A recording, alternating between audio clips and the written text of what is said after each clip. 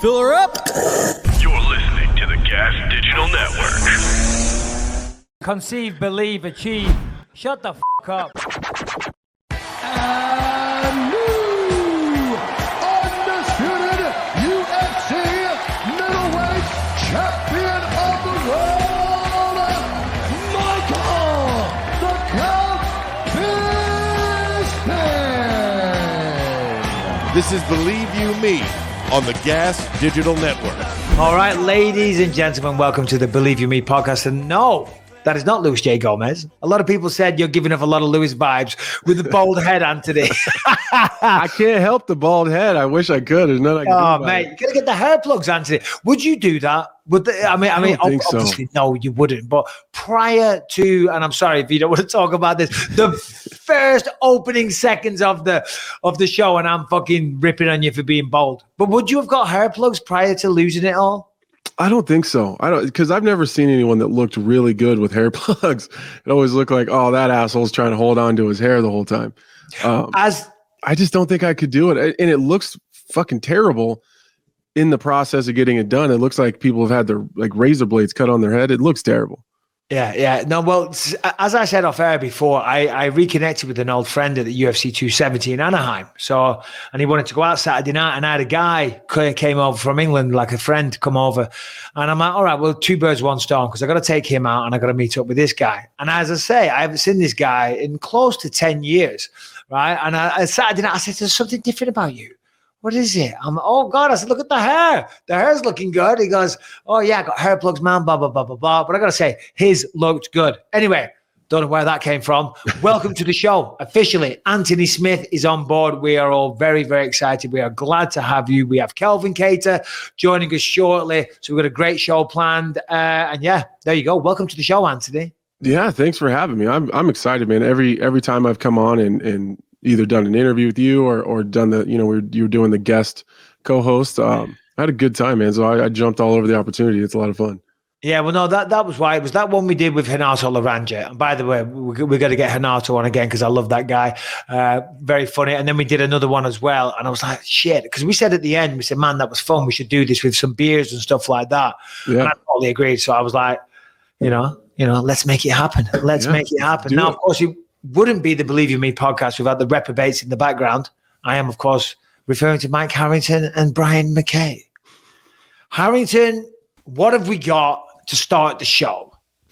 All right. Well, this one actually starts in your backyard, Mr. Bisping. The mayor of the city of LA and Gavin Newsom were both seen in an LA Rams game, defying the rules of SoFi Stadium by having their mask down in a luxury suite, taking pictures with Magic Johnson.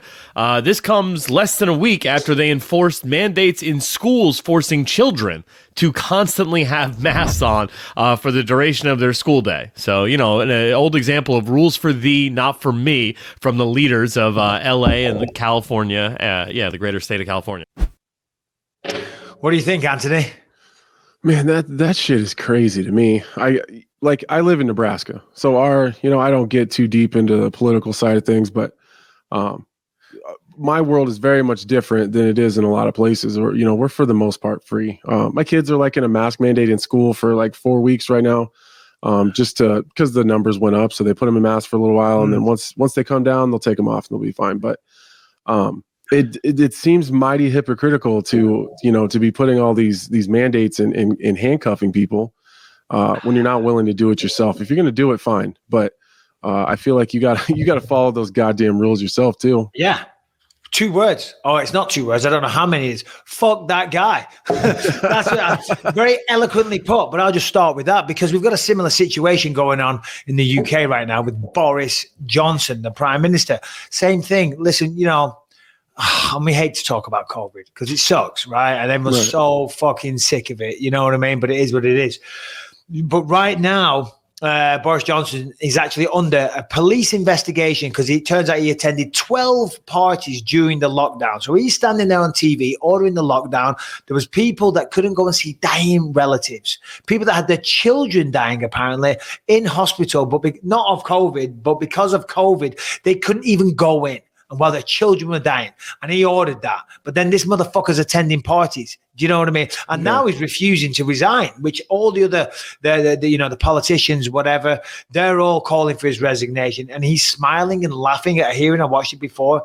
And no, I mean, how are you going to lead people? And one rule for them, one rule for us, another for you. It's total fucking bullshit. Well, man. even when we were working UFC 270, we had to get on this Zoom call before because the LA County, medical board or whatever you had was. to. Yeah. So imagine that. Michael Bisping found his way out of that Zoom conversation. Fucking right, I did. But I'm stuck on it listening to like 10 people tell us the same shit over and over. Like this, this restriction, this mandate, you can't be here, you can't do this, you can't do that. And then when we're at the event, they're riding our asses left and right about wearing this mask. And then I don't even live in California, but then this asshole is just doing whatever the fuck he wants, rolling around suites, taking pictures.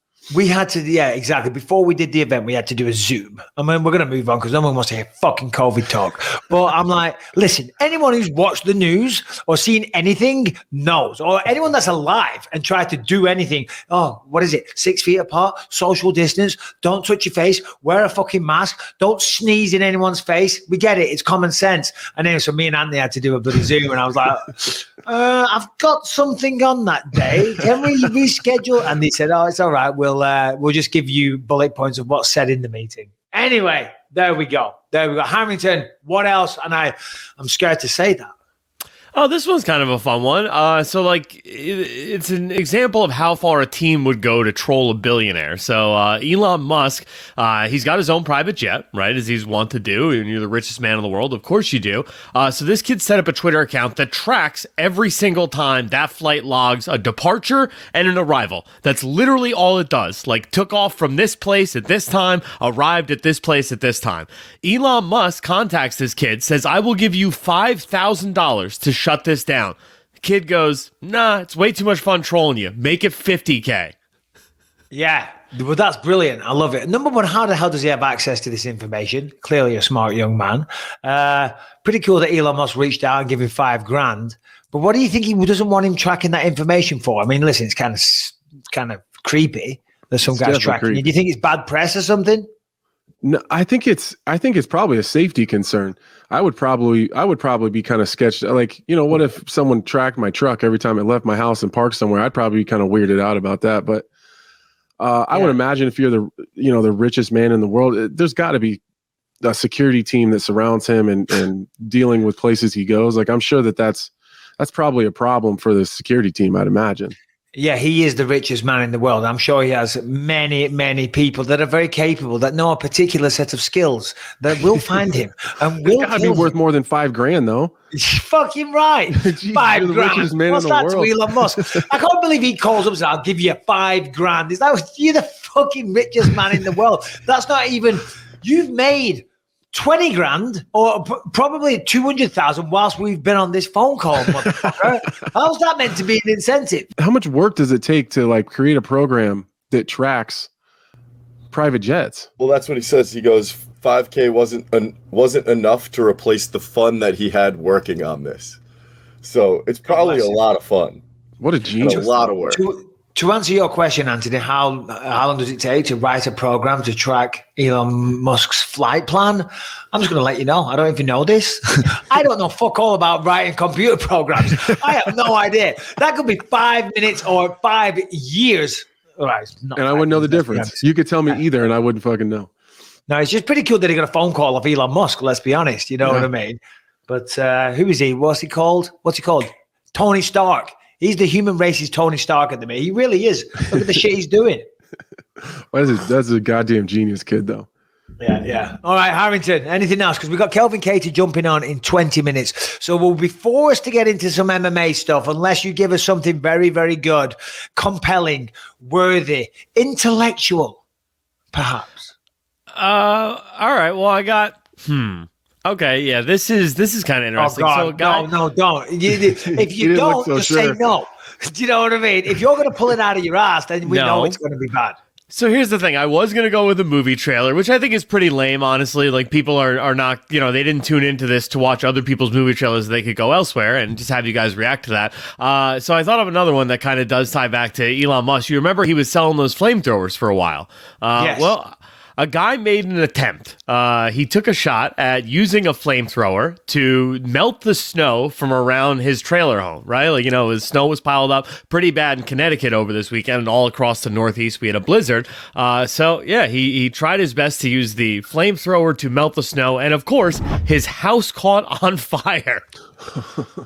Yeah, well, guys, do not use flamethrowers. Well, I don't know. I would use the flamethrower, to be honest. Yeah? I mean, you can't fault the guy. It throws flames. And the problem you currently have is snow, which melts. I'm like, hold on. I have the perfect thing to get rid of this problem. However, don't point it at the house. Maybe at a safe distance. You know what I mean? You're in Alabama, right? Nebraska. Oh, sorry. Nebraska. How is it there? Did you get hit by that cold snap?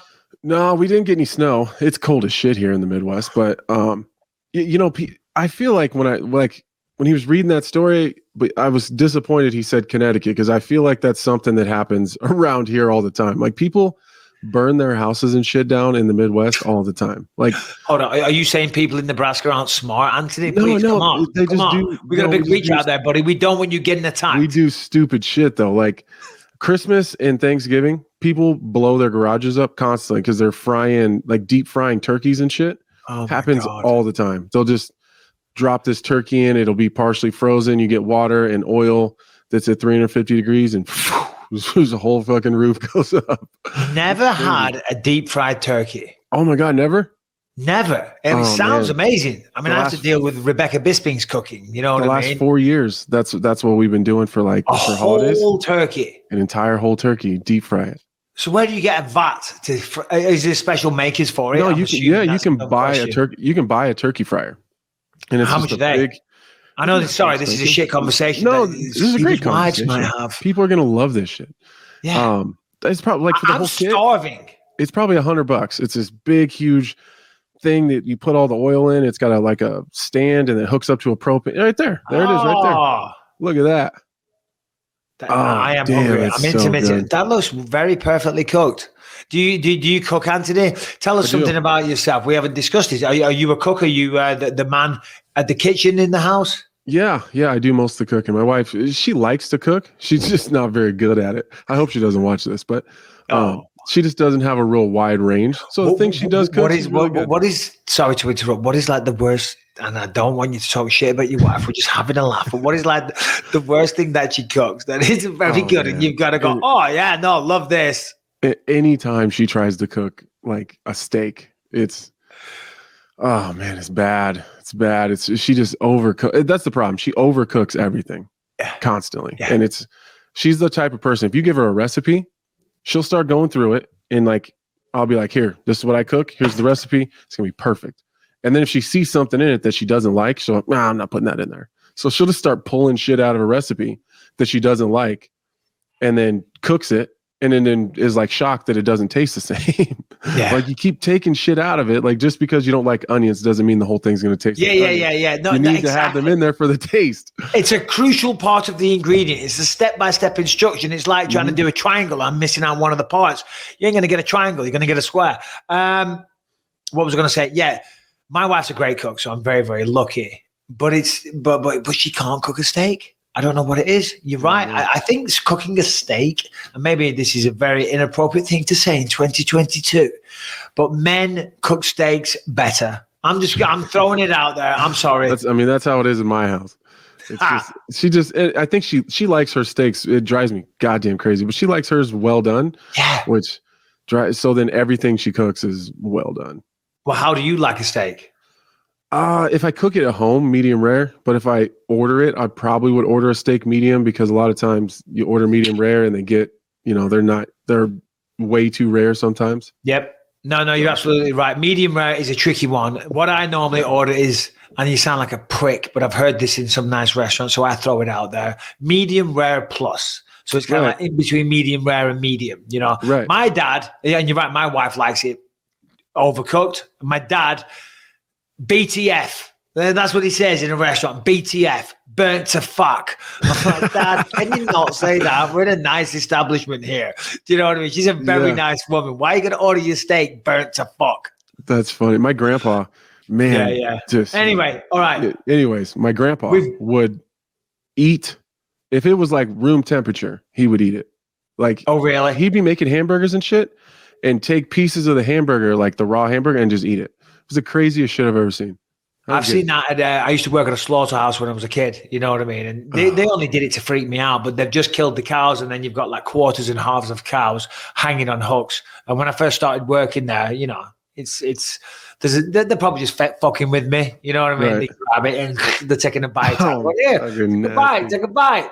Today we are welcoming back Ipvanish Vpn to the show. You know the deal. Ipvanish has been a long-time sponsor of ours, so it's so great to have them back. And let me tell you about Ipvanish. If you care about the security of your online activity, and you really should, the easiest way to protect yourself is with Ipvanish VPN. Rated 4 out of 5 stars on Trustpilot, Ipvanish provides an encrypted connection for all of your internet traffic, helping to prevent websites, Wi-Fi providers, or even hackers from intercepting your data. You know, we're talking all your financial details, personal information, online activity is completely safe from threats with Ipvanish. Okay, you're not going to get hacked. You're not going to have people logging into your bank account, people hacking your Instagram, your social media, and all that stuff, and changing your passwords and blackmailing you. Believe me, that stuff goes on. Okay, Ipvanish eradicates all of that. And also, if you're in other countries, you can maybe access certain pornographic websites. What do I know? But still, get started. If you're in Abu Dhabi, trust me, it's going to come in handy. Get started with this limited time offer and save 50% off your monthly and annual subscriptions by going to ipvanish.com/believe. 50% off, ladies and gentlemen. One more time, that is ipvanish.com/believe. And that's all lowercase, by the way. Anyway, what was I going to say? All right, so we've got now 15 minutes. Sorry, my eyesight's terrible. 15 minutes before Calvin joins us, and we're going to revisit his tremendous fight that he had. Who did he fight again? Giga Chikadze. Oh, what a fight that was. What a fight.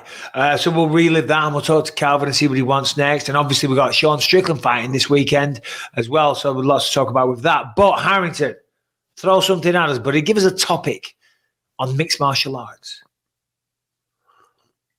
A fun one. What? No, nothing. Just took.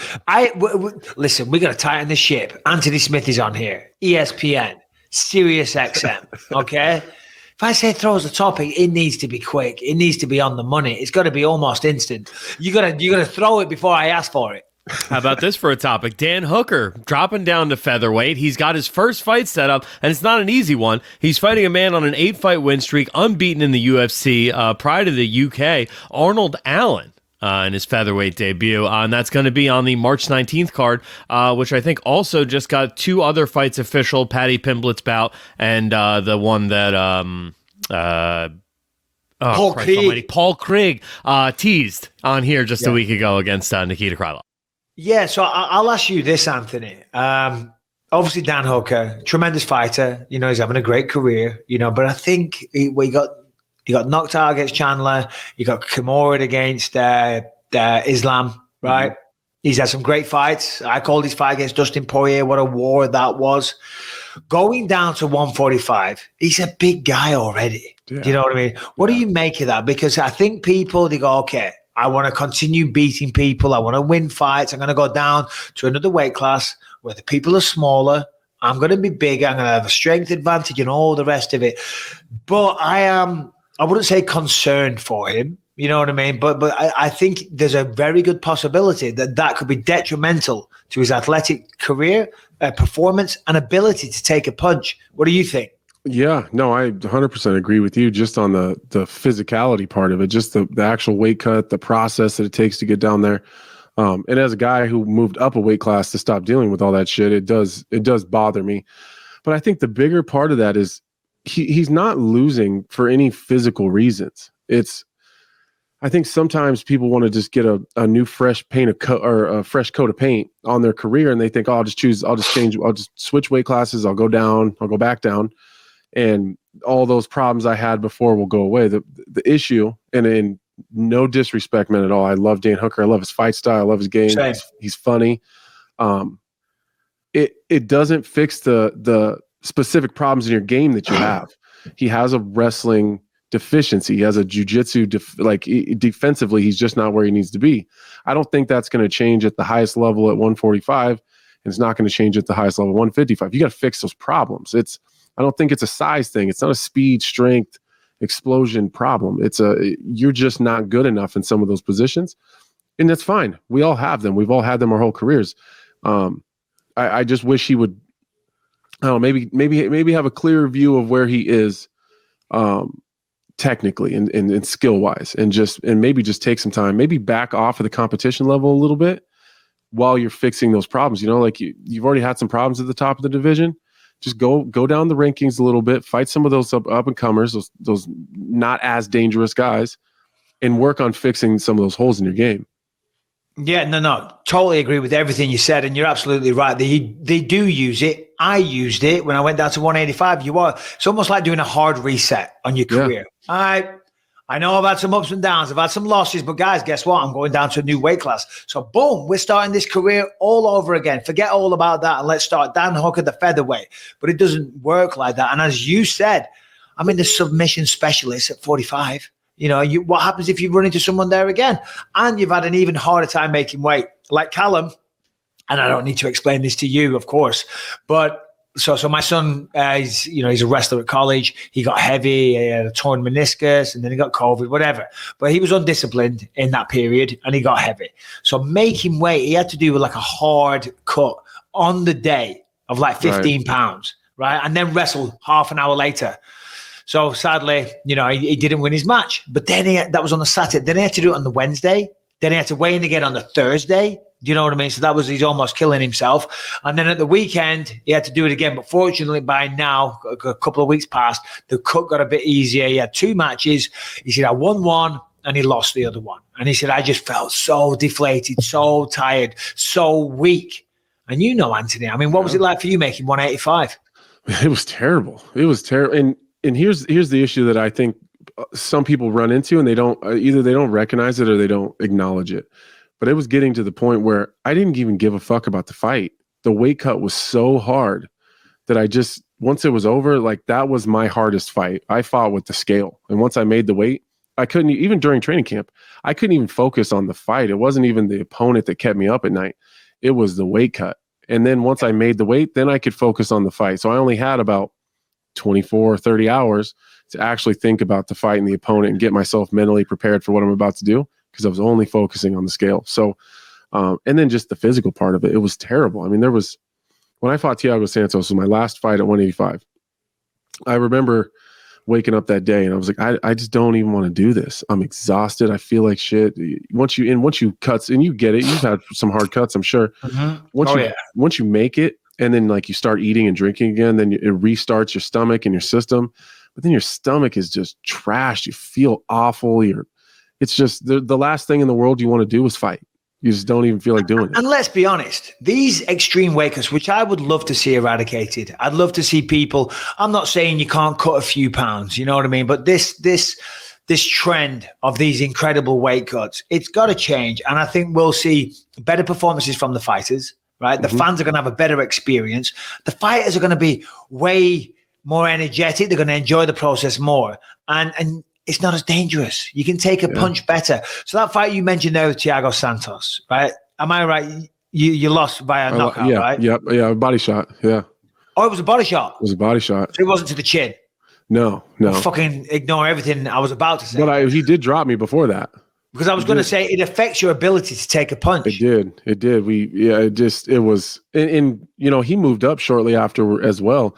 So like, as good as that fight was for the fans, I hear about people, people talk about it all the time. It would have been so much better had we both been at 205 like we are now. Because neither one of us were taking shots. Every time we touched each other, we were sitting down. I truly believe that the sport would get that much more exciting if we got rid of the drastic weight cuts. Like now that I'm a little heavier now, but like my weight cut to 205 is almost nothing. It's really easy. So I just imagine what everyone would feel like if they all felt like me and it just refreshed. And essentially, it comes down to this for the fighters, because you know what happens with fighters. They work for a trainer. Not all people, but I think this is the general rule. They train for a fight, they get down, they get nice and lean, they get in shape, and then they balloon up afterwards, you know? And here's what I said to Callum. I said, listen, bud, I said, you've gone through hell these last few weeks, but I tell you what, I'm so fucking proud of you. As your father, now I know you didn't get the results you wanted, because it's impossible to wrestle after you've just killed yourself. When you've just done 12, 13 pounds, you can't. And he said, no, Dad, I felt so bad. I said, but you upheld that side of your bargain, so I'm really, really proud of you. But what you have to do now is follow a year-round diet, or at least when it's coming up to the wrestling season, at least a few months before, and walk around almost that weight. You know what I mean? And that's what people need to do, because the reality is you're almost killing yourself the day before a fight. We wrap ourselves up in cotton wool. We go for massages.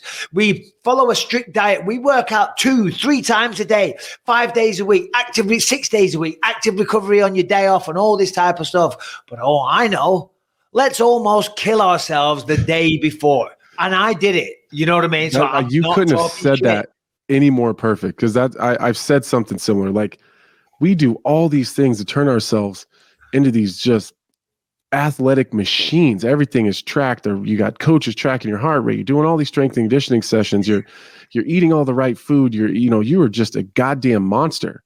And then you fucking wreck it all the day before. Yeah. Everything. You just trash it all. You might as well out the fucking window. I might as well come off the couch. It's the same shit. It's the same shit. I'm as good as if I just came off the couch after doing weight cuts like that. So it's crazy. You couple that with, maybe some of the technical deficiencies he already has. I just don't know where there's a positive there.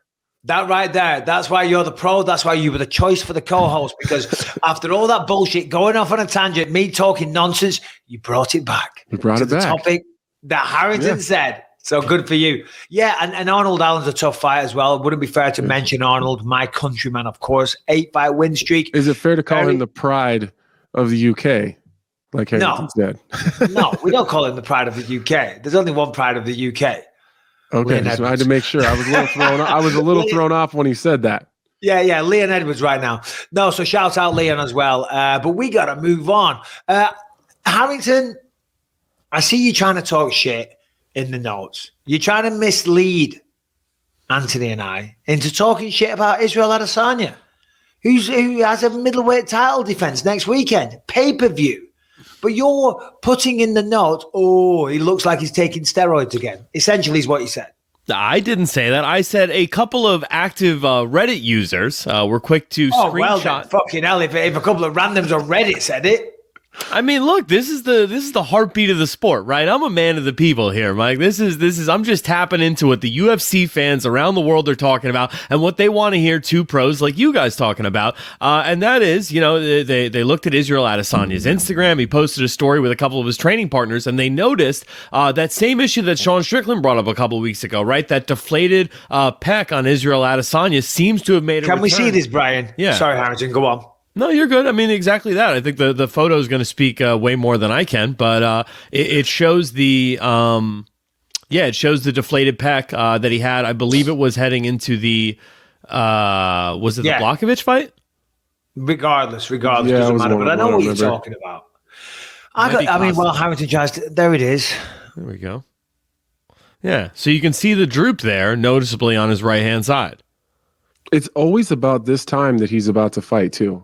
I wonder if it's I don't know. It's always right before he fights. It's the weirdest thing. I don't know if it's just a weight cut thing or I don't know what it is. It's weird. My question is, and I am automatically inclined to give him the benefit of the doubt. You know what I mean? And I don't know how you feel, but in this day and age, such a high profile fight with USADA, right? I just don't see it. And certainly, what the fuck is he taking that only affects his right breast? Do you know what I mean? If they were causing your tits to droop, surely two tits would droop, Brian. Maybe he just lifts weird. Yeah. There could be a bunch of. I'm not a doctor. I don't know shit about shit, but he's addressed it before. I think he addressed it with Ariel one time, but he never actually said what it was. He said he'd been to the doctor a couple times and they were trying to figure it out. It is just, I'm with you, Michael.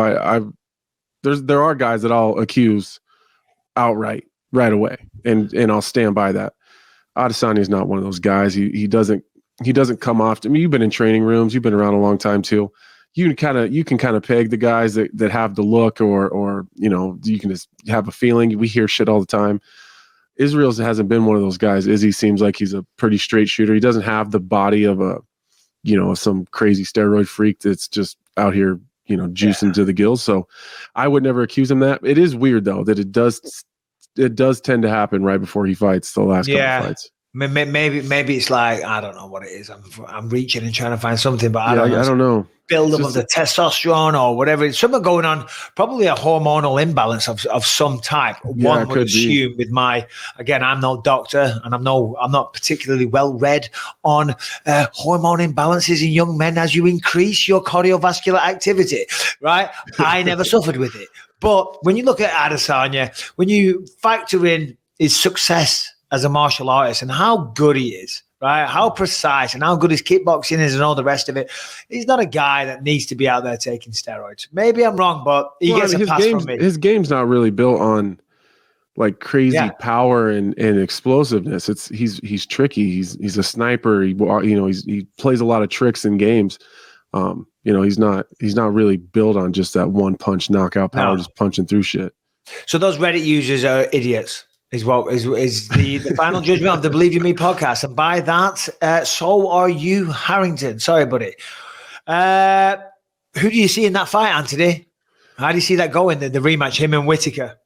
If Whittaker can get a takedown, I think he can change the whole game. And that seems very low hanging fruit from an analyst perspective. But I think Whittaker did an interview somewhere and he said something along the lines of Błachowicz kind of wrote the book on how to beat Izzy. Yeah. Now I wouldn't, for as much trash as people might give or shit as they might give Błachowicz right now. He did kind of fight the perfect fight. Everyone forgets that he hung very well with Izzy on his feet and kept the fight close enough to win at least one of those rounds striking. I'm not sure if Robert Whittaker can do that. I think all the wrestling that Jan did in the later part of the fight was set up by the striking in the beginning of the fight. There's not a lot of people on the planet that can do that with Izzy. I think it took and that is essentially it. And that's because Izzy's so good on the feet. It is about taking him down. If you're forced to fight him on the feet, I'm not saying you can't be successful. You can, but you're going to have a way harder time. Calvin Gastelum did great. Shorter guy and all the rest of it, but he pushed him to the absolute limit. So, we'll see how that one plays out. Can't wait for that. I mean, that's 2 weeks away. It seems like, it was just last week. We were at UFC 70, but they're coming thick and fast this year. You know what that means for us, Anthony? More pay-per-views, more work, more cash in the bank. Going to Houston. Thank you very much. Go on, Harrison. What we got?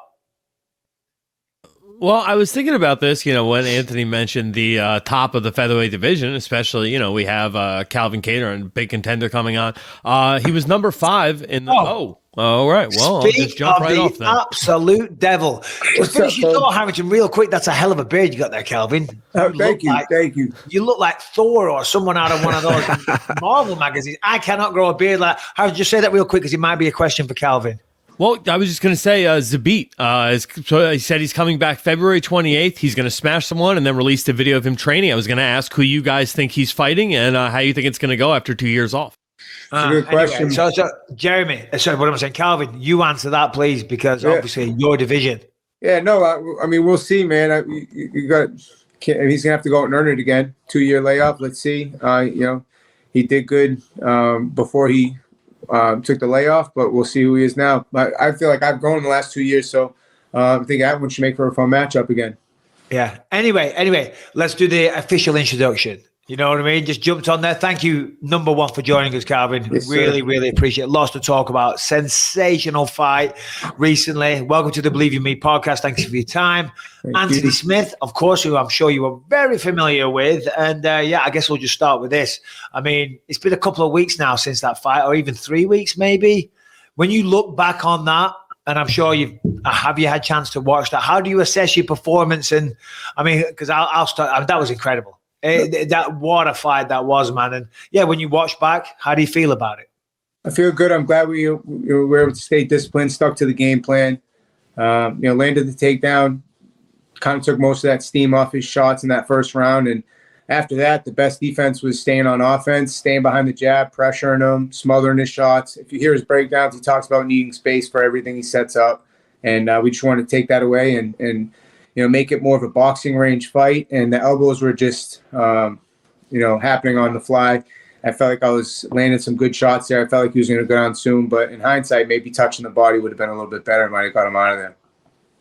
Man, even everyone at the desk, I worked the desk for that event.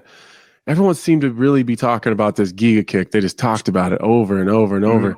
And then everything I seen you talk about, you just kind of blew it off. You're like, yeah, whatever. Like, he's got one thing, I got 100 he's got to worry about. And then I had your coach on talking with him. And he kind of had the same idea, like, as it is what it was what it was. It wasn't that big of a deal. Did you guys really just kind of blow it off as here's how we deal with it and then move on to the next thing, or was that really a focus in your camp? I mean, it was a focus, but I mean, like you said, I just would be more worried about the guy that has a lot more to threaten me. Looking for the kick. Definitely one of our plans was just, not staying open stance for him to land it, because that's usually when he's putting people down with it. But it's a good kick. I was training with Ross Levine a lot for this fight. He's a karate combat fighter, solid karate, but he's a 185-pound fighter.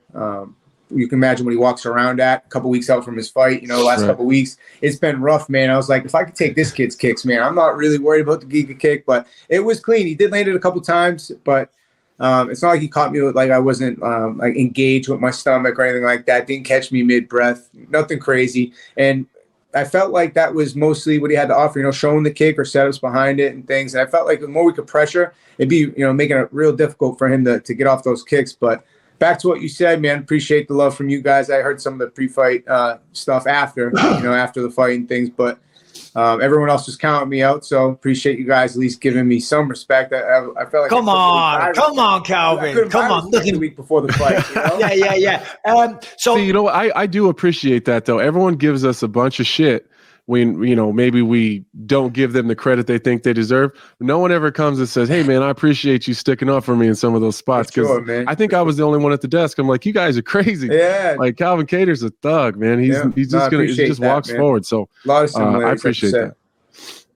But the thing is, though, I'm so glad I don't have to do the desk anymore. Don't get me wrong. I will be doing the desk at some point, but now basically what I'm saying is commentating, you can't make a pick. You know what I mean? That hasn't been told us from the UFC. You know what I mean? But it's not a good look if the commentator's out there publicly saying, I think this guy's going to win. So I have that eradicated. In the fight, obviously, Giga kick is his big thing. Did he ever get you, though, and you were like, ooh, I felt that one, and you're trying to pretend that he never got you? And you know how it is when you eat a body shot. It fucking hurts. And you're like, just play possum, we're good. Yeah.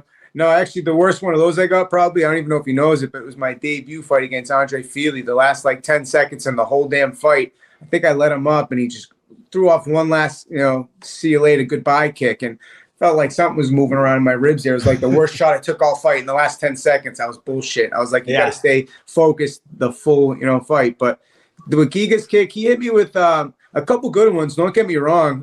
But nothing that was, if I would have got hit with 5 in a row, that would have been something different, or just kind of unleashing it. But I felt like after I ate one, I was like, oh shit, let me pressure this guy a little bit. And then it never got to that point where I felt like I was going to take a knee though, or anything like that.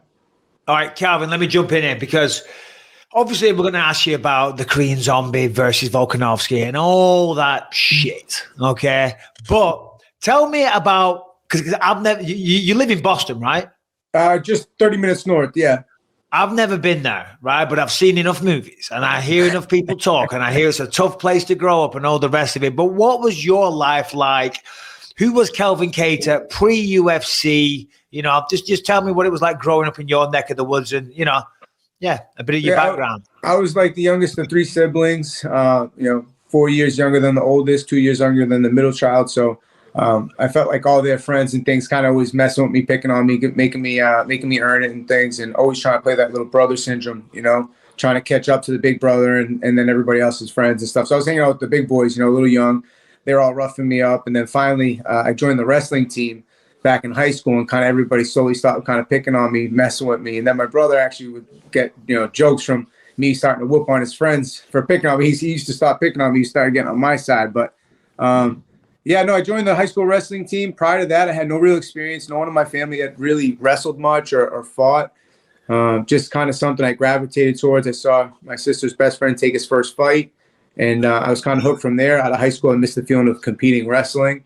And so I started doing a little jiu-jitsu. It was a lot easier than wrestling. It wasn't like that back and wrestling sucks, man. It's a lot. It's a lot. So doing jiu-jitsu, I was like, I can do this. It was a little easier transition from being a fat boy after high school wrestling. And then I took my first fight, and I've been hooked since, man, that adrenaline rush. I feel like there's always tough kids from my area, and they kind of get themselves into trouble with street fights, things like that, just dumb stuff. And I felt like if they could have aligned themselves, done something better with it, that a lot of people could have made it out of this way. Yeah. Hey, man, this is funny. I talked about this with Tyson, actually, when I had him on. I think you and I are probably... and that's Calvin's coach? Yes. Yeah. Fantastic. Just trying to tell the listeners. He's a fantastic guy to talk to. You know what I mean? I think you and I are part of a small group of people that we're like in a club that we don't want to fucking be in for sure. Like your fight with Max, I would probably guess you think that's the worst performance of your career. I had a similar awful performance, versus Glover Teixeira, and the whole world shits all over you. But do you feel like you were born the way you were born to be able to go through fights like that? And then come back stronger? Do you think that's something that happened like in your childhood and upbringing? Like me and Tyson talked about that a little bit. Like are tough motherfuckers like that, are they born that way or are they made that way? I feel like a lot of it has to do with what I've been through. You know what I mean? Right.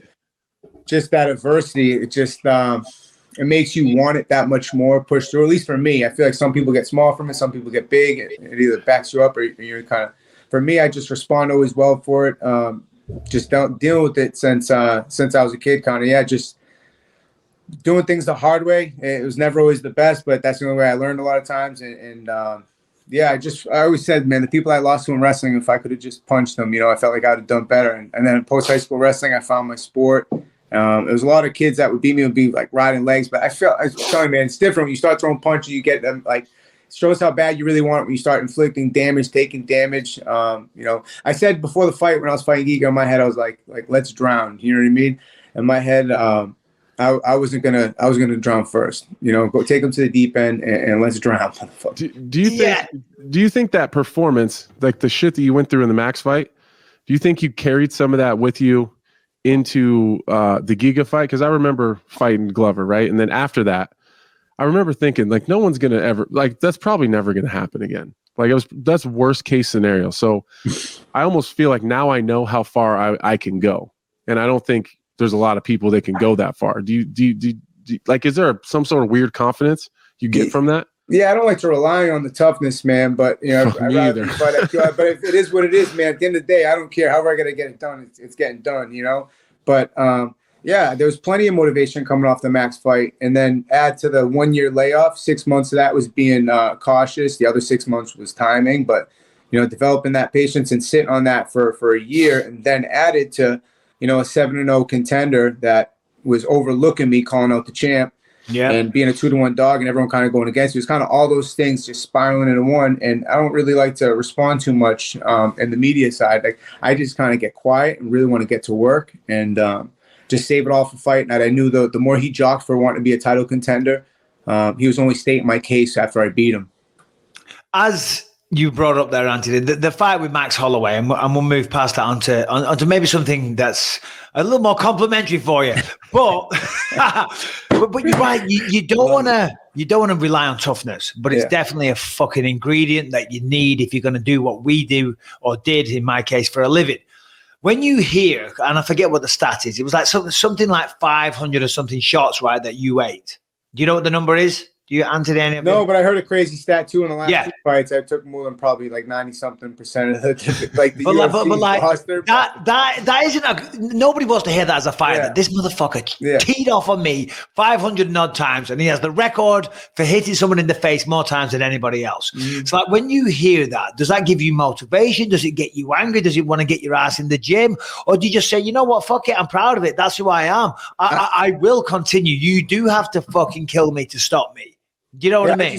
I just focus on what I can control, man. That's just the next rep. I can't really change the past. I kind of like learned that. Just move on. Everyone else is kind of bringing it up, and I don't really sweat it to the point. Even answering the questions, I don't give it that either. I took all the motivation from it I possibly could. I've picked up everything I can from it, and I've been through that in setbacks. You know, I've played plenty. Like I said, everything I've been through. You don't want to forget them, but you also want to move past them and take the learning lesson from it, or else why go through it in the first place, right? So a lot I took up in that fight, and but now I'm preparing the next one. They always, you know, say the biggest one's always the next one. That's the only one that's in my control, and that literally takes my focus. But even before that, I bring that down to like a day by day. Even I break down the day like that. I'm on to breakfast, then lunch, then dinner. Like I don't even get too far ahead. I just try to stay in the moment, and that's even down to the bigger picture, like the fights, you know. I just always focus on the next one, man. That last one, I definitely have a lot to take from that, but I'm not even so much worried about that more than everything that I'm trying to achieve. And these are like my opportunities are right in front of me. I'm looking forward, man. I'm trying to pull those closer, and every win does that for me.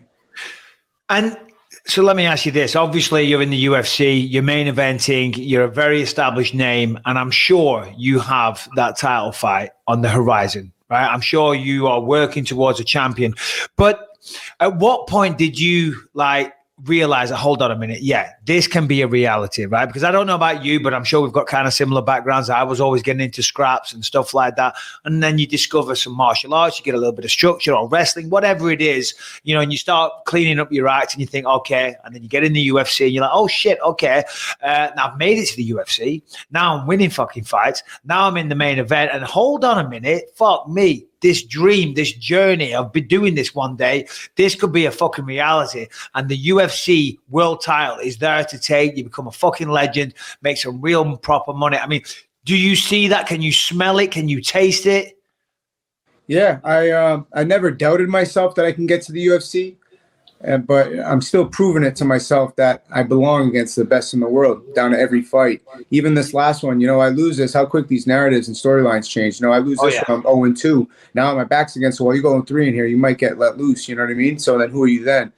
Real quick, shit can change, man. I don't overlook that. I take that, you know, responsibility, and I put that work in every day. I earn it every day, and I don't overlook the fact that at any moment it could all be taken from you. So I think if you just continue to try to have the mindset of earning it every day, then you'll be in a good position. But I'm proving it to myself every day. Even this last win, I'm like, yeah, motherfucker, I told you guys all doubted me. You know what I mean? 7-0, fuck that. You know what I've been through. There it is. I just like there it is. Yeah, no, I'll bring it right there too, man. But that's on the inside. I try not to let that out because that's like, it's powerful, man. If you hold that in and just, you know, keep your mouth shut, get to work. And I don't want to give away all my chips, man. I save them. When it's fight day, I'll go all in. But other than that, I'm keeping all the chips. I'm greedy with the chips, you know. Keep feeding me all this motivation. I'll take it.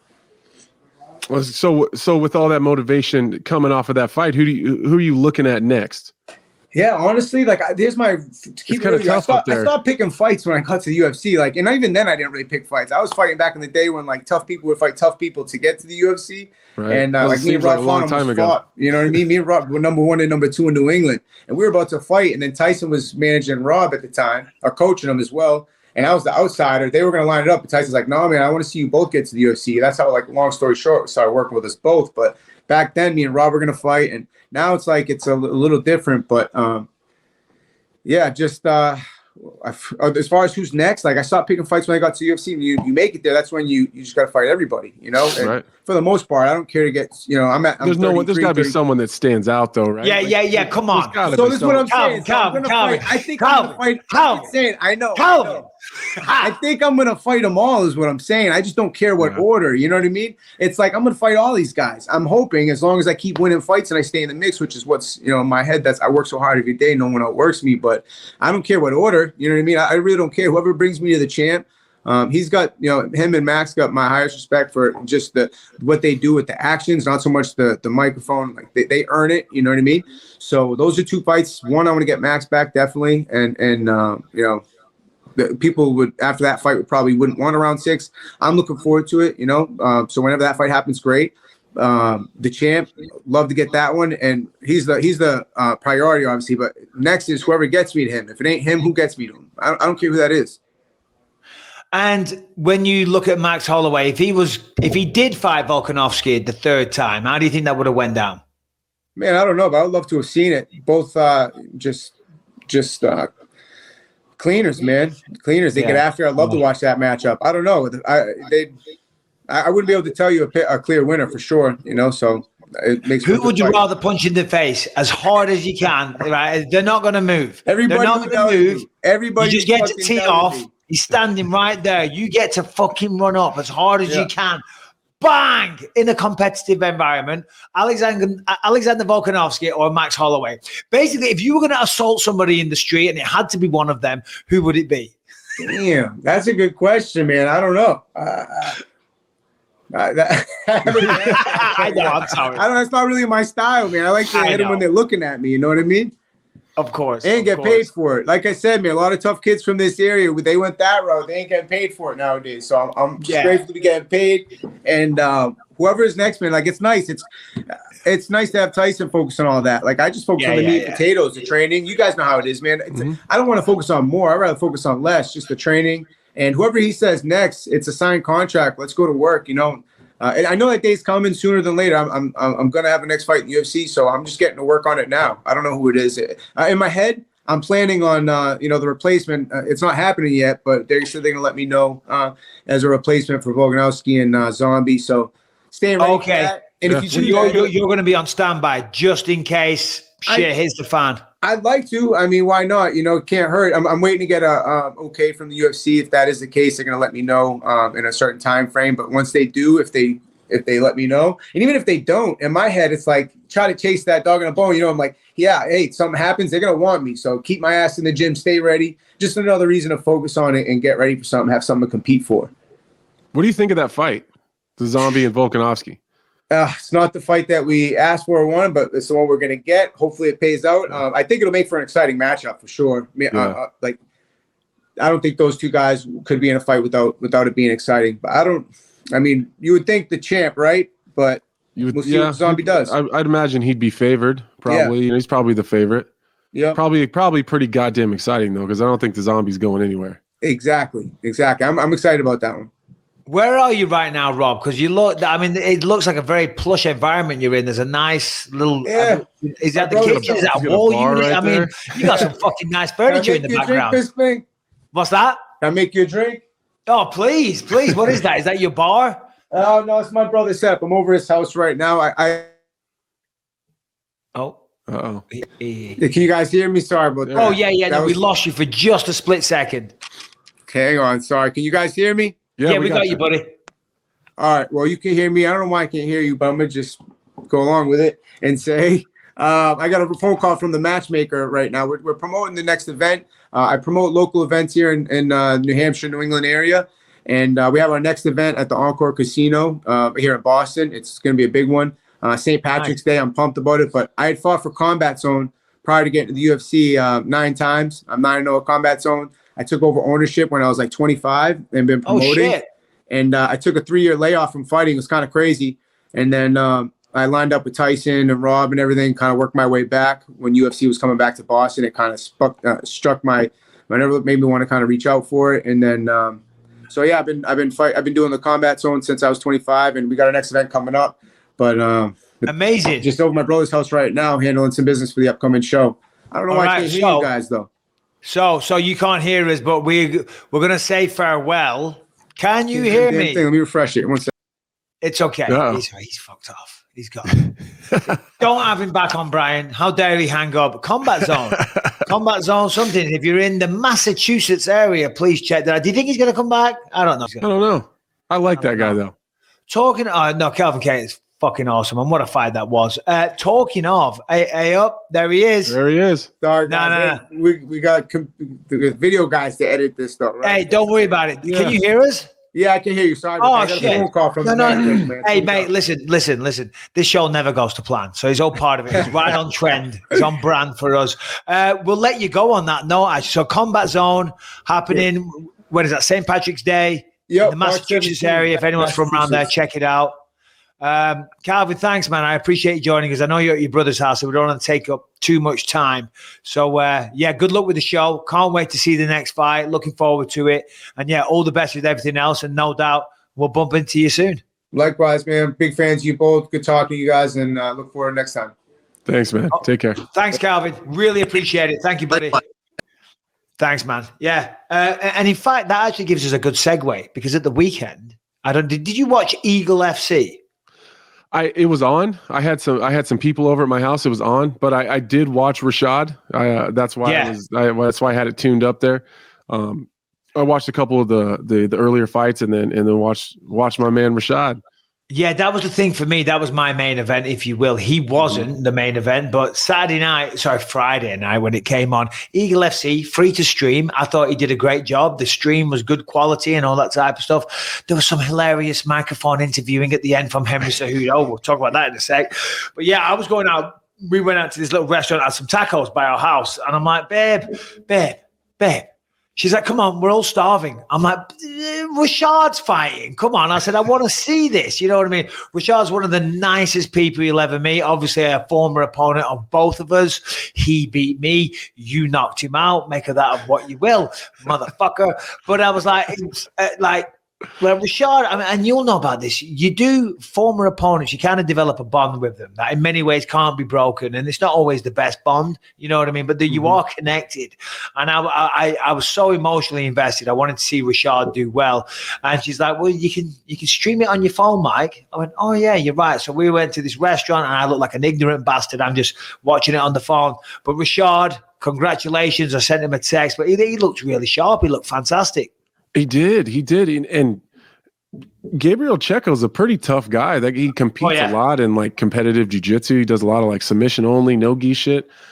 Pretty nasty guy on the ground. Excuse me. But for Rashad to take the game plan to just take him down and kind of dominate him there. He ended up in some hairy spots with some leg lock stuff. But damn, man, it was just one of those feel good moments. Rashad, since him and I fought, And you and Rashad are kind of like in the same era. You guys are a little bit older than I am, so I have this kind of big brother, little brother feel with kind of you and Rashad, where like you guys have already done it, and I'm trying to do the things that you guys were able to do. And he's just, he helped me a lot on the desk when I first started as well, and he went through like a life change anyway. So like I don't know, he's just like this shaman. He's always got this good advice, and I don't know, he's just a good ass dude.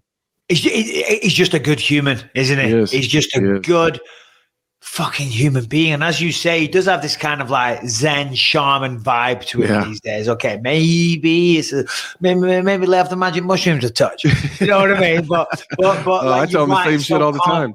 And he's always got some nice advice. And of course, he's a fruitarian these days. And I remember when we first started on ESPN, this is when we had this big talk about it. And he came on the podcast and he talked about, some of his, what did he call it? They go see a shaman and they do the ayahuasca and all the rest of it, And he has really changed as a person. And he hasn't touched a drop of alcohol in forever. His diet is super strict, but not because he's trying to be the best athlete he can be, but it's just because what he chooses to put in his body. He doesn't want rotting flesh in his body and things like that. And it's very interesting to hear him talk. It's just great to see him around and still doing well. Yeah, and I mean, obviously he's got a wealth of knowledge fighting wise, like you can learn, a guy like me could learn a shit ton of stuff from Rashad, but just like someone who's, he's been through relationship problems and he's got kids and he's dealt with, the kid stuff and then finances and businesses. And there's really not anything that I've ever had a problem like, God damn, Rashad, what do I do here? It's like, he's always got the answer, or at least Rashad's like one of those really, really smart people that wants to teach you how to find the answer on your own. It's just, they're great conversations. I can lead you to the well, but I cannot force you to drink it, young sir. Okay. Exactly. Yeah, no, so shout out, Rashad. Well done on that. So I'm not sure if you saw it. So the main event was Tyrone Spong, who, by the way, Cejudo kept calling Sprung. Tyrone Sprung. I was like, but then later on, I was saying to my wife, I said, oh yeah, well, Tyrone Sprung. I was like, fucking motherfucker's got me saying it. And then Calvin Kattar, I was getting shit online because I kept calling him Kelvin as well.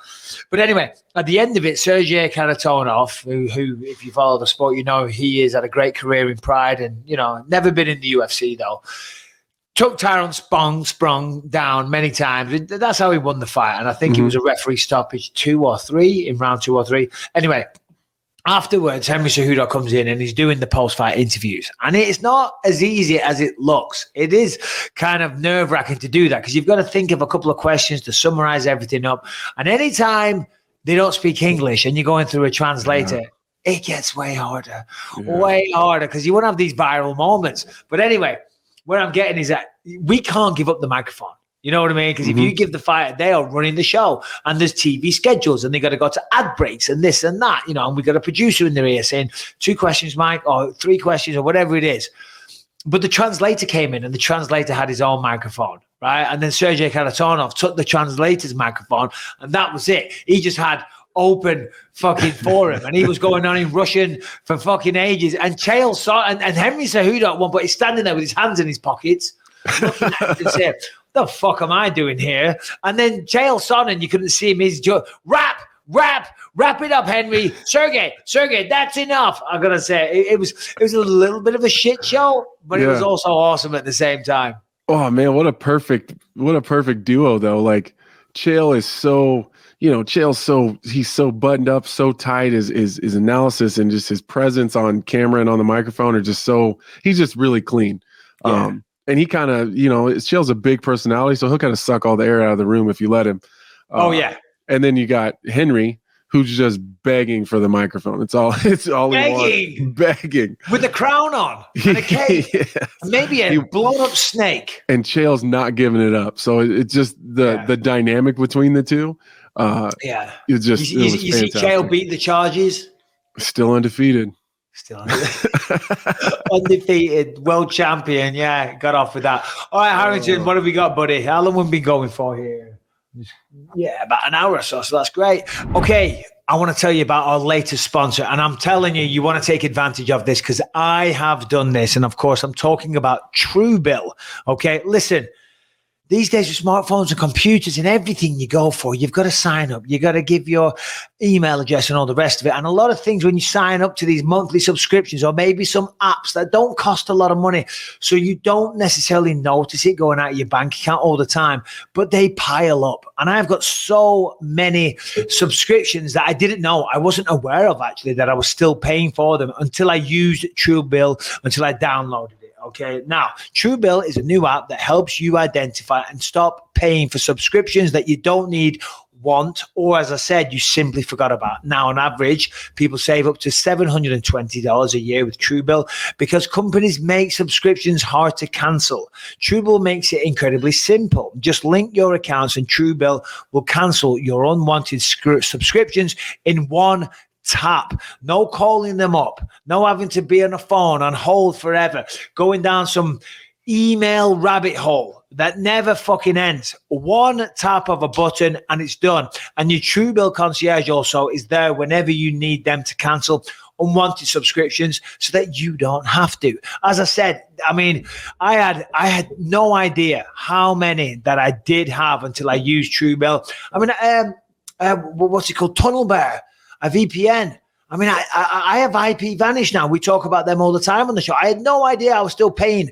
I think it was $5 a month or something, but $60 a year. But it's just that on top of a bunch of others. I mean, it all mounts up. Like Matthew B, who said that in a matter of seconds, he saved $660 for the year on his DirecTV bill. He saved $120 for the year on the Sirius XM bill and $840 a year on his car insurance. Truebill has over 2 million users and has helped save them over $100 million. So don't fall for the subscription scams. Start canceling today at truebill.com/believe. Go right now, truebill.com/believe, and it could save you thousands of dollars a year. Truebill.com/believe. Get control of your finances. Anyway, where were we? Harrington, what have we got, bud?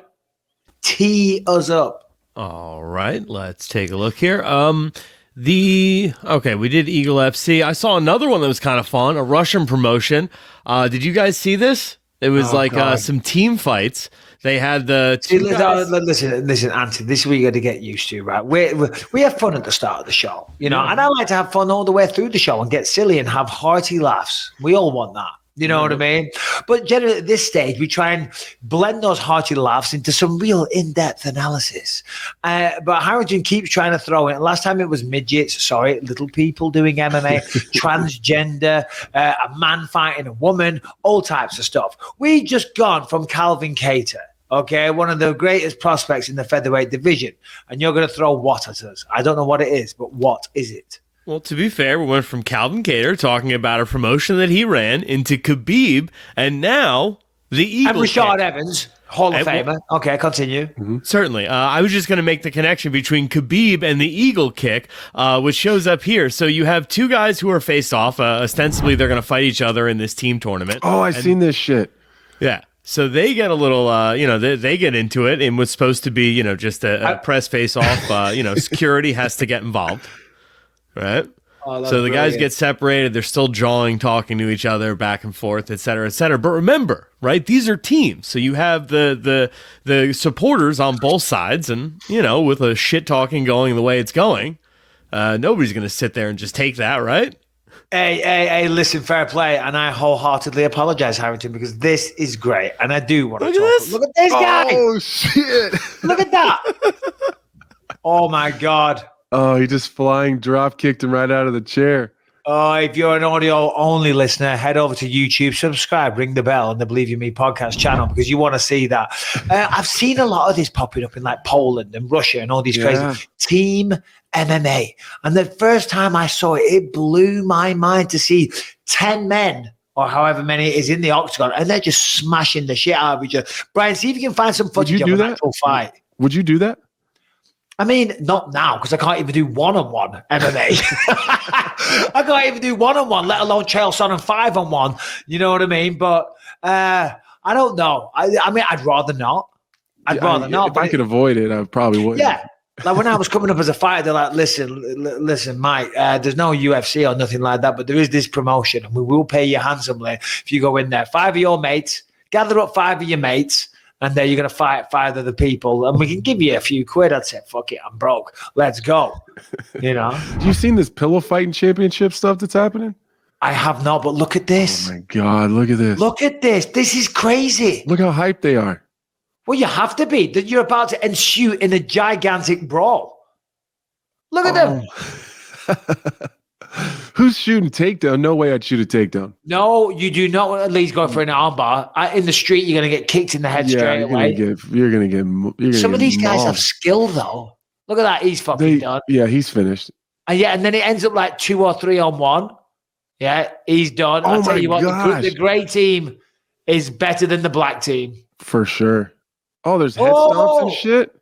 Foot stomps. Look at this. And these refs aren't doing nothing.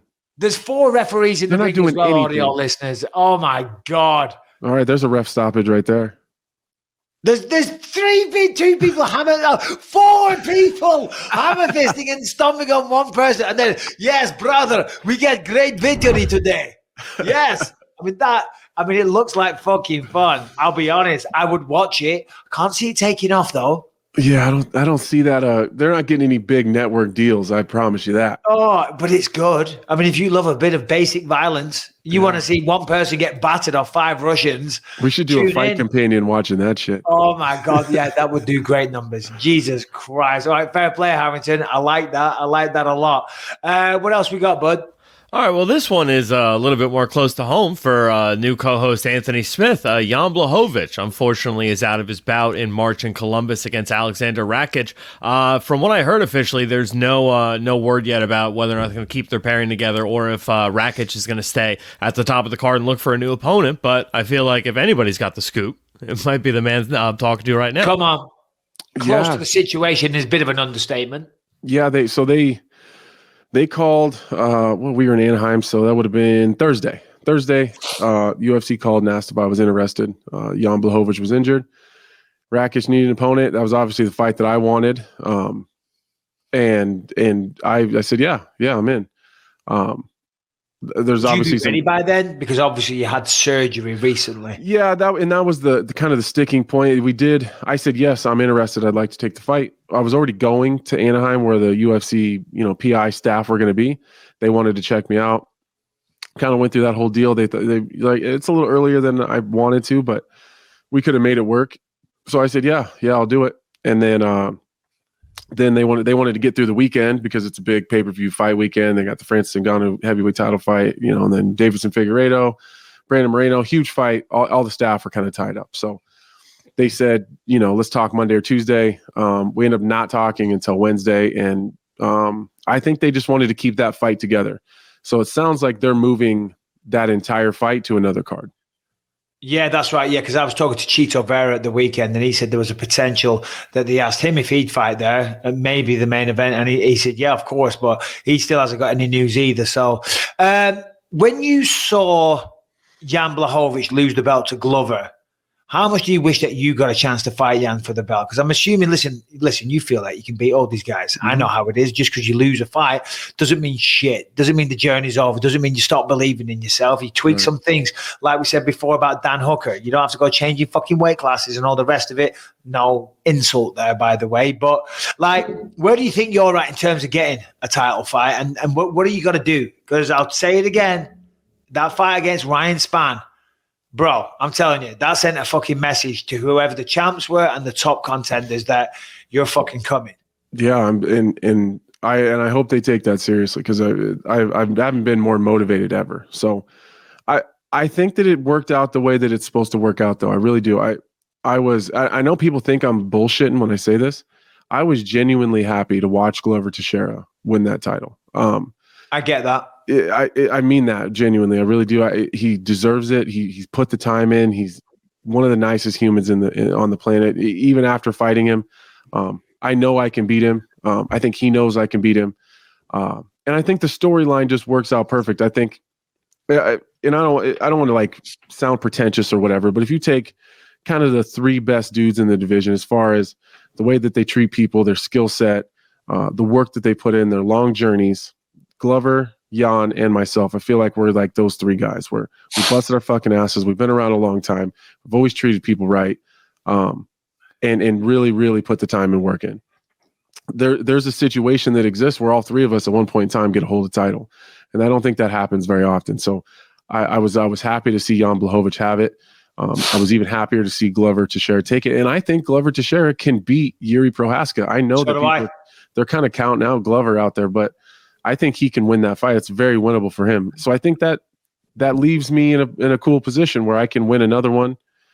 It puts me right into a title shot with Glover Teixeira, and then I won't feel bad taking it from him at all. No, as much as I like him.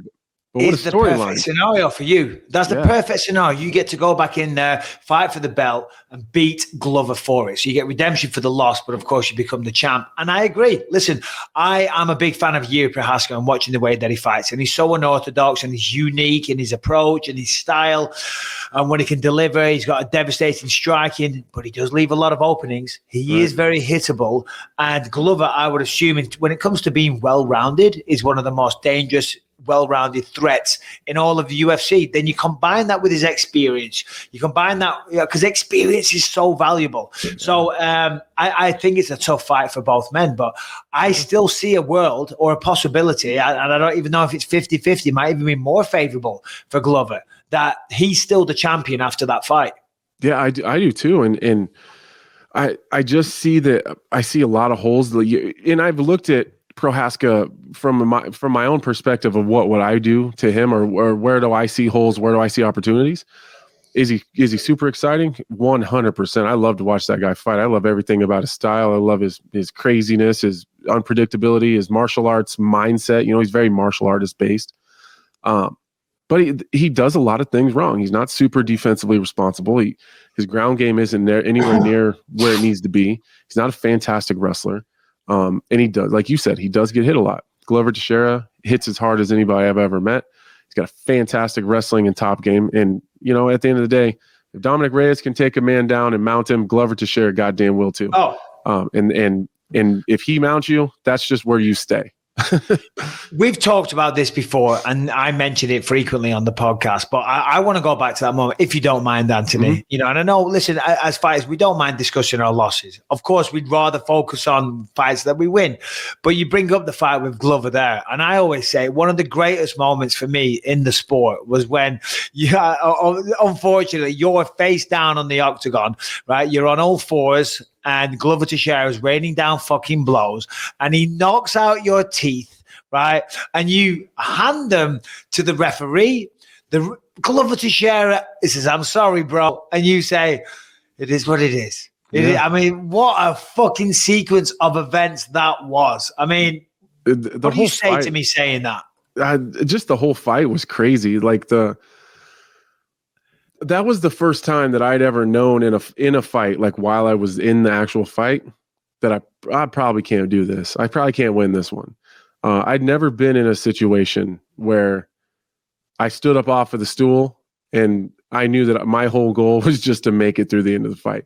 I knew that I knew at that moment the mountain was too tall to climb at that point in time. I was too tired. I was blind on one side because my orbital was broken. And I every time he touched it, it just made my whole body cringe. So I was doing what I could, and we were kind of talking to each other the whole time. You know, like there'd been some back and forth in the media a little bit, and all really kind of tongue in cheek, like kind of joking with each other. But he was like, "Well, if we end up on the ground, I'm going to finish him fast." And I said, "No goddamn way! I'm a black belt, and I'm very proud of that. Like, I do a lot of jiu-jitsu." With how many submissions? A lot, you know, like a lot. Yes, yeah, so you don't 15, even know the number. Yeah, 15 or 16 submissions in my career. So, and so we kind of went back and forth. Well, the whole first 2 rounds were mostly striking, which I won. Third round, he hurts me. We ended up doing some grappling, and he's not slicing my guard up. He's not smoking me. He's beating me up a little bit, but he's not hurting me jiu-jitsu wise. And I remember saying, "I told you, old man, my jiu-jitsu is not that bad." Oh, did you say that? I did. Oh, I told you it wasn't that bad, old man. And he said, "Yeah, bro, it's actually pretty good, bro." and so I went to say something else. And as soon as I opened my mouth, he hit me with an elbow. And that's when he broke my teeth off. So then the next round is when I ended up on all fours. And you know how it is with those custom mouthpieces, are really tight. We lose a couple teeth and they don't fit anymore. So my mouthpiece was rolling around in my mouth. And when he punched me, my teeth flew out. So for whatever reason, it was just my reaction was just to grab him. But now I'm like in a fist fight, but I'm holding on to 2 teeth. So I was like, "Ref." It's just mental. You know, you're in there, you're in the middle of a fight. Hold on a minute, my fucking teeth. I'll need those. Yeah. Hold on, Glover. Just give me a second, you prick. Yeah. Just grab those. We'll move on to some actual questions from the believers in just a moment. And by the way, if you want to send in a video question for me or Anthony, please direct many to Anthony now. He's going to be on here every week with us. Send it into bympod@gmail.com. Let me ask you this, Anthony. After that fight, you probably saw some comments from myself and other people at the desk and whatnot that said, "Oh, I thought your coach, Mark Montoya, should have God, I was so mad at you guys." I know. But I said he should have stopped the fight. And Mark Montoya, I believe, is a fucking phenomenal coach. I obviously don't know him too well, but I know what I see, and I see his corner advice, I see his work, I see how he interacts with his fighters, and I'm a huge fan of it. But there was another fight as well that I did that I forget his name. He fought. He was with Mark? Yeah. What's he called? He's kind of like, he looks like a fucking caveman or something. He's a fucking yeah. God damn it. He's not even in the UFC anymore.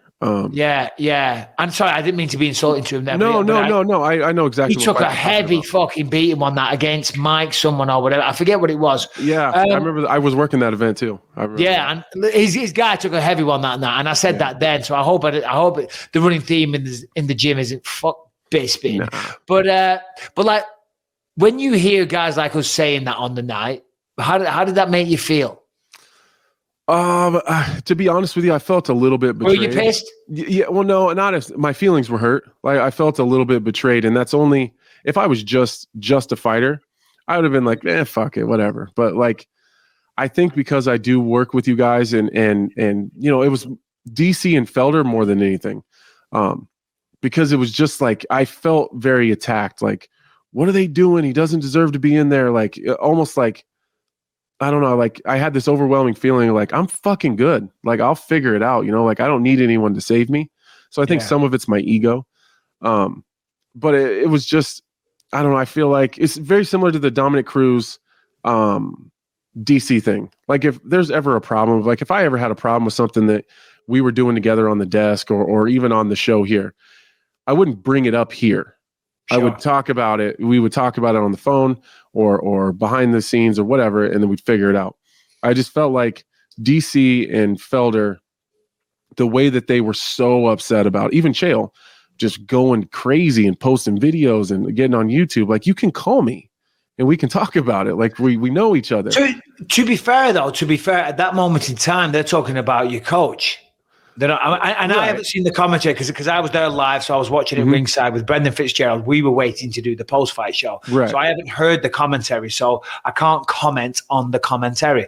But what I will say is, yeah, that was probably directed at your coach and not you personally, of course. No, 100%. But I did feel, it was like they were saying it because I wasn't, because you weren't good enough. I wasn't good enough. You needed protecting. Right. And so you took it. It's ego. Which, by the way, it's a human emotion. We take things personally, certainly as fighters.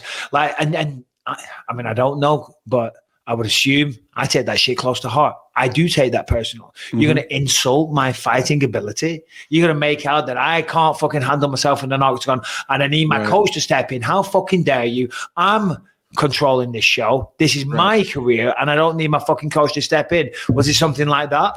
Well, yeah, and they don't even have the opportunity to do that. And I'd never been in this position before, ever, where I'd been in such a bad spot where even they should have considered stopping. It's never happened before. But like through the years, you see someone like a coach throw the towel in, and I'd be like with my team and we'd be on the card or something. Like, if you guys ever do that, I'll fire you. Like, I've go said out, the same thing. Yeah. If you ever do that, I will fucking fire you. Like, you might as well walk to the locker room by yourself because I'll never stand with you again. And I'm very serious when I said that, but I said that not expecting to ever be in that position. But they all remember that. So when we get in the back and, then the commission comes back and they're like, why didn't you throw the towel in? Sorry. And like, they all look at me. Guys. Oh, you're good. Mike, when you lean in, I'm getting the audio bounce back off your microphone. Oh, my bad. Fuck, I didn't put the fucking headphones right there. Is this okay though, Brian? Yeah. Just when you lean in to listen, I'm getting him back. Okay, I won't do that because guess what? I bought these and for some reason they're not working. Sorry to interrupt, Anthony. No, not at all. You look like you'd seen a fucking ghost, and you can leave this in if you want, Brian. It's okay. We don't care. Yeah. This is the rawness of the show. Rawness. Yeah. So sorry, but I will say this: he was making a very eloquent point, and he was deep on an emotional journey there, Brian.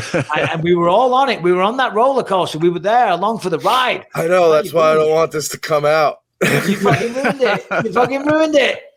Sorry, Anthony. I apologize for the producer, Brian McKay. It's all right. B. McKay is right, but sometimes Brian is wrong.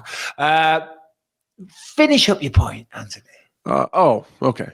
Well, the whole point was the commission comes in and they're kind of pissed because Mark let it go.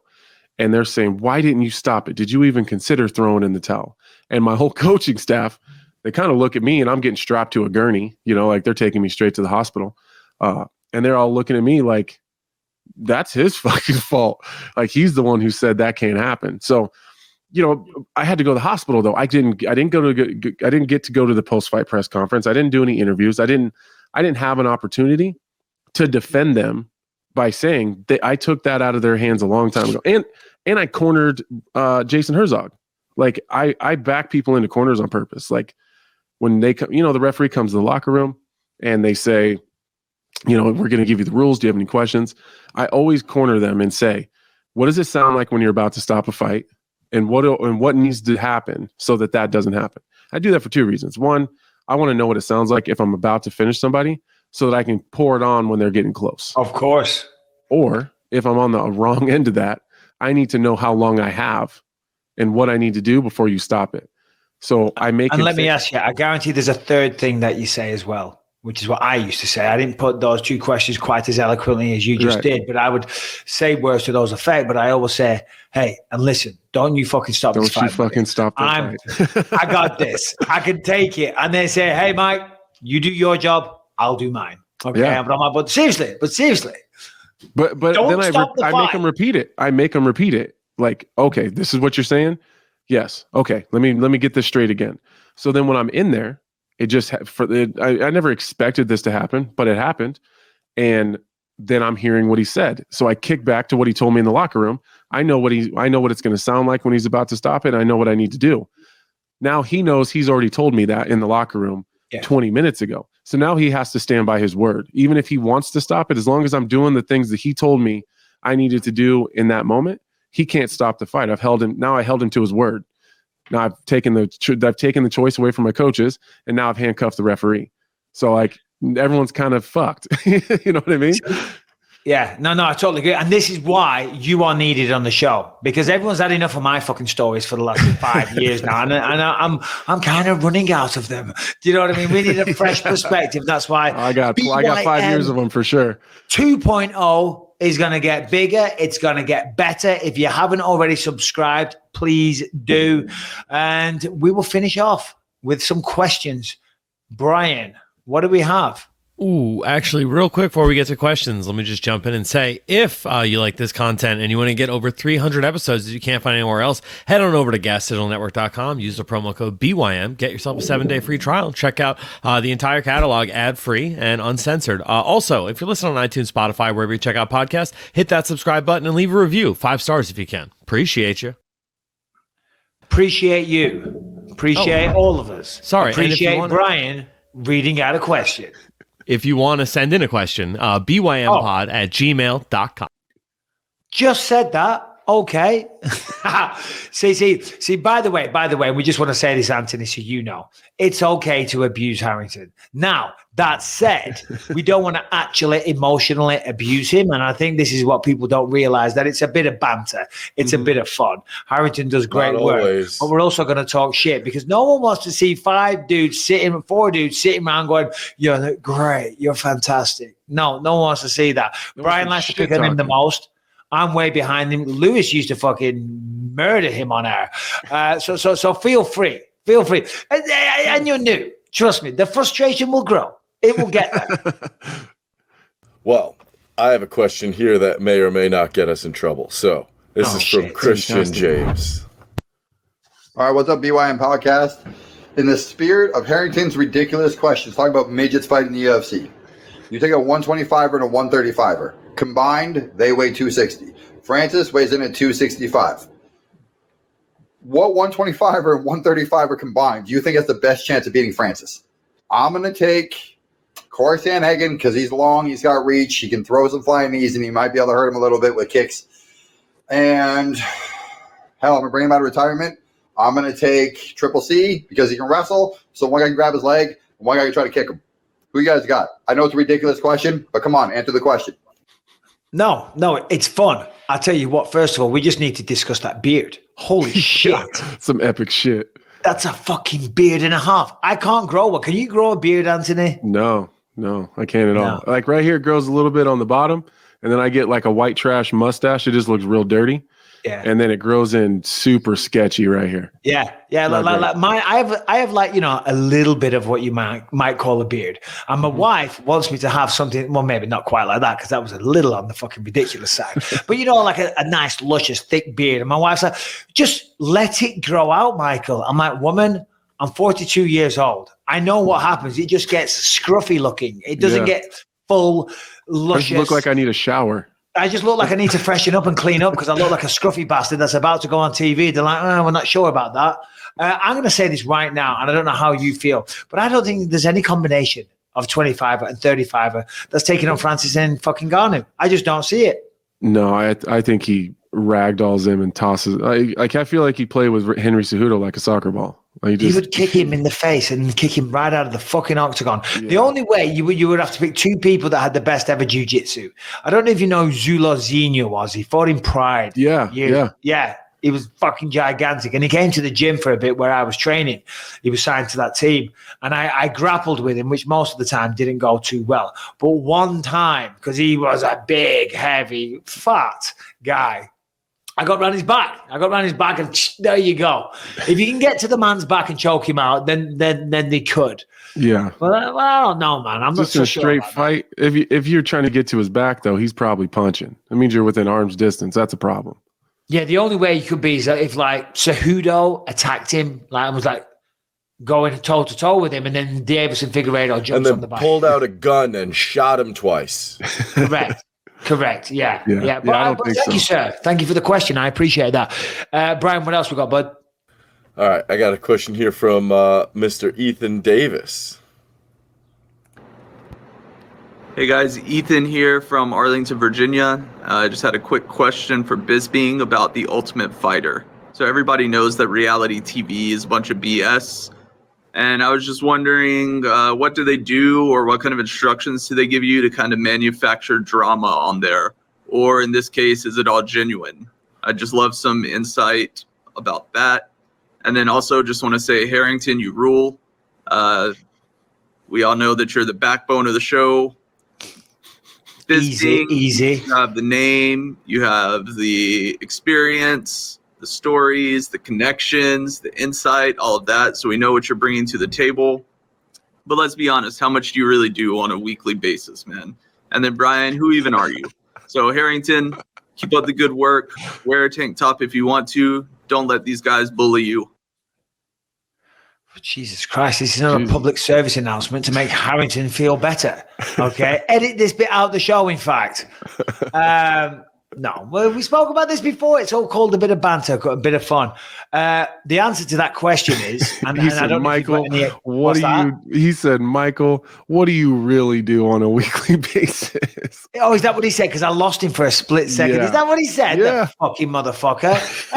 hey, listen. I tell you what, I don't do. Walking around looking like a weirdo. Marco, well, look at my eyeball. I can't say shit with that, can I? I'm a very busy man. I organize Anthony Smith. I do a lot of things. No, they don't do any of that on The Ultimate Fighter. And I don't know if you've got any interaction with The Ultimate Fighter, Anthony, but I was on there as a contestant and I coached it twice. So I kind of know. Obviously, we have rules that we have to follow in terms of you can't leave the house and there's no mobile phones and all the rest of it, you know, and you're going to go training a couple of times a day, blah, blah, blah, shit like that. But there is nothing manufactured about anything. And they don't need to. You take 16 fucking guys that are all fighters, throw them in a house for 6 weeks with no interaction and they can't escape one another.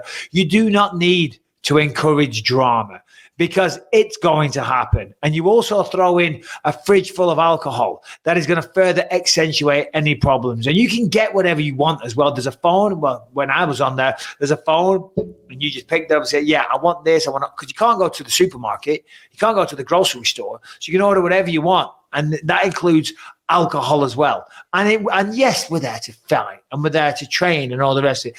But a bit of it does get consumed and that creates a bit of drama.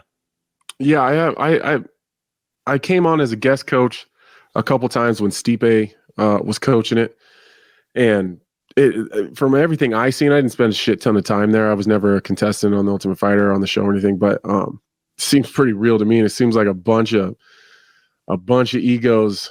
You know, I expected it to feel more like a bunch of hopped up, angry men just, you know, chomping at the bit. But I got like a real weird, like, oh, these guys are unhappy.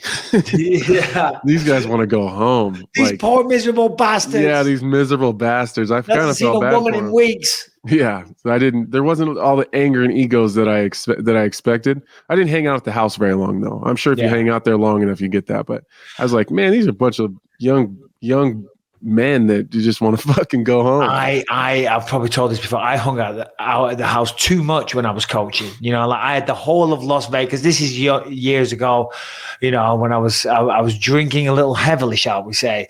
And, you know, I could have gone to all Las Vegas. There's many nightclubs and bars and lounges and places you can go to. And if you want to get drunk, get drunk.